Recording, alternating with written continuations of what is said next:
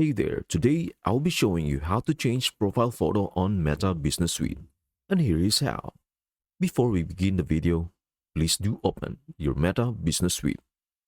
Log in into your account, and once you are on your page here on your Business Suite, all you have to do is choose the company account for which you wish to modify the profile.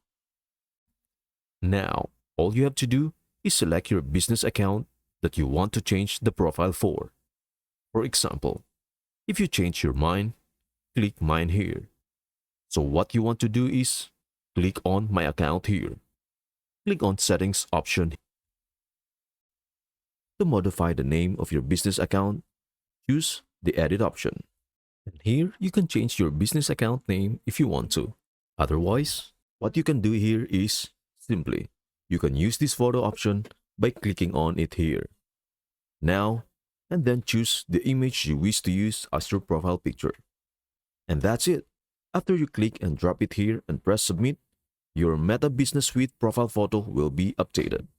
I hope this helps. Thank you for watching and we'll see you in the next video.